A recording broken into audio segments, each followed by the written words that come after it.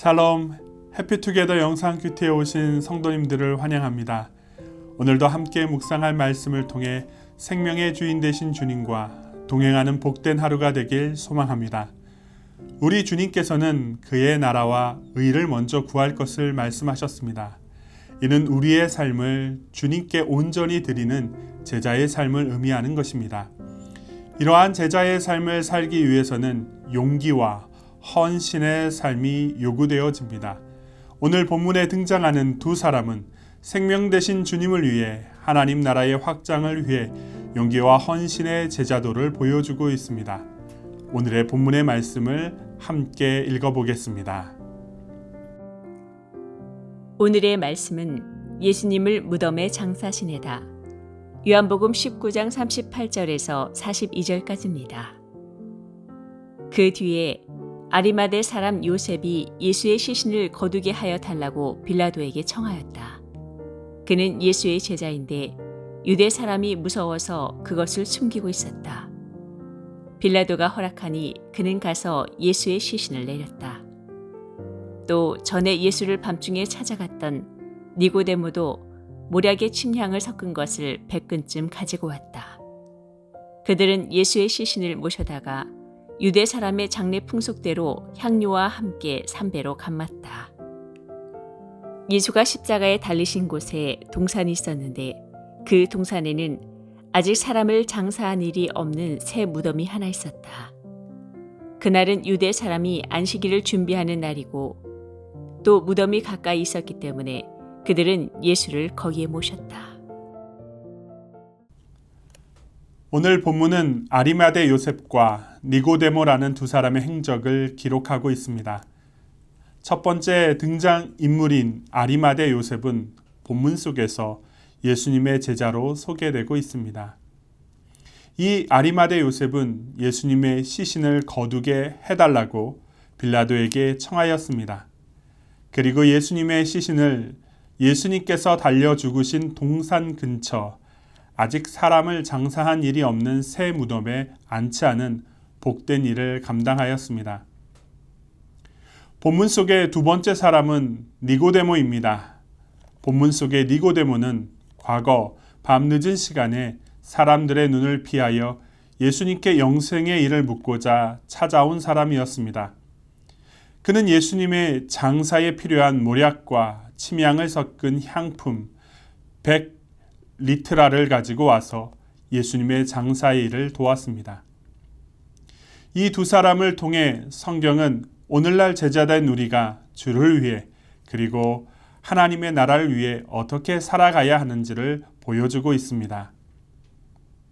첫 번째로 주를 위해 하나님 나라를 위해 헌신된 삶을 살아내기 위해서는 용기 있는 결단이 필요합니다. 본문 속 아리마대 요셉이 빌라도에게 나아가 예수님의 시신을 장사 지내도록 달라고 청하는 일은 아리마대 요셉 자신에게는 매우 큰 용기와 결단이 필요한 일이었습니다.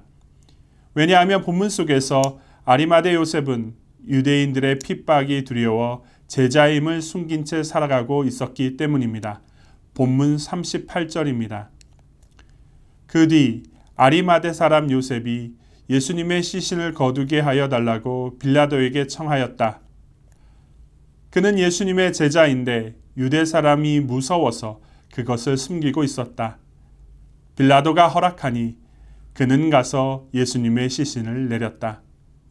유대인의 핍박이 두려워 자신의 제자됨을 숨기고 있던 그가 주님의 장사를 위해 총독 빌라도 앞에 나아가 장례를 지내도록 시신을 내어달라고 말하는 일은 매우 큰 용기와 결단을 내려야 하는 일이었을 것입니다. 우리는 주변 사람들의 이목과 요구로 인해 주님과 하나님 나라를 위해 헌신하는 일에 용기를 내지 못할 때가 종종 있습니다. 그러나 아리마대 요셉의 용기 있는 결단은 예수님의 부활을 준비하는 일에 놀랍게 쓰임받게 되었습니다. 두 번째 인물은 니고데모입니다. 그는 향품 100리트라를 가지고 와서 주님의 장례를 섬겼습니다. 100리트라는 약 34kg 정도 되는 많은 양입니다. 그는 예수님을 향한 자신의 마음을 담아 향품을 준비하여 주님을 섬긴 것입니다. 이러한 헌신 역시 예수님의 부활을 준비하는 일에 사용되었습니다. 사랑하는 성도 여러분, 우리는 이 본문을 통해 중요한 통찰력을 얻게 됩니다.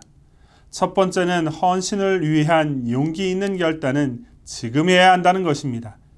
우리는 종종 헌신의 일 가운데 이미 헌신의 삶을 결단하기엔 너무 늦었어 라고 말하며 헌신의 일을 포기합니다. 그러나 아리마대 요셉은 예수님의 장례 일에 용기를 내어 제자임을 드러내고 헌신하였고, 그럴 때 부활의 놀라운 역사를 준비하게 되었습니다. 아브라함은 75세에 가나안 땅으로 부름받았으며 모세는 80세의 노구의 출애굽 여정에 쓰임받았습니다. 우리 주님께서는 아침에 포도원에 일하러 온 사람이나 일을 끝날 무렵 포도원에 일하러 온 사람을 차별하지 않고 품삯을 주시는 포도원 비유를 통해 하나님 나라에 자신을 드리는 헌신의 일에는 늦음이 없다고 교훈하셨습니다. 사랑하는 성도 여러분, 생명 되신 주님을 위해 헌신의 일을 늦었다고 해서 늦은 것은 아닙니다. 생명 되신 주님을 위한 헌신의 일은 지금 여기서 용기 있는 결단과 함께 요청되는 일인 것입니다. 두 번째로 헌신은 실제적 삶을 드리는 것입니다. 우리는 헌신의 일을 생각할 때 많은 물질을 바쳐야 한다고 생각합니다. 물론 본문 속에 니고데모는 34kg이나 되는 많은 향품을 주님의 장례에 드렸습니다. 그러나 이는 그에게 있어서 힘이 지나는 일은 아니었을 것입니다. 중요한 것은 주님께 드리는 헌신의 삶은 자신의 형편을 따라 마음을 담아서 해야 한다는 것입니다. 예수님께서는 오병이어의 작은 도시락을 받으셨습니다. 그리고 축복하사 많은 이들에게 영생을 위한 기적을 보이셨습니다. 하나님께서 구약의 제사의 방식 속에서 형편을 따라 곡식을 바치는 소제나 기름을 드리는 전제 역시 기쁘게 흠양하셨습니다. 그렇습니다. 마음을 담아 주님께 자신의 삶을 드리는 헌신은 주님을 기쁘게 할 뿐 아니라 하나님 나라의 큰 기적을 만들어냅니다. 사랑하는 성도 여러분, 오늘은 부활절을 기다리면서 우리 자신을 돌아보는 복된 시간이 되었으면 좋겠습니다. 주를 위해 어떻게 살 것인가? 주를 위해 무엇을 할 것인가? 나의 영생의 일을 위하여 십자가에서 죽으시고 부활하신 주님을 위하여, 그의 나라를 위하여 어떻게 살 것인가?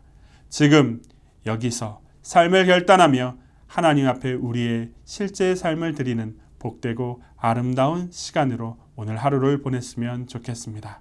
다 함께 기도하시겠습니다.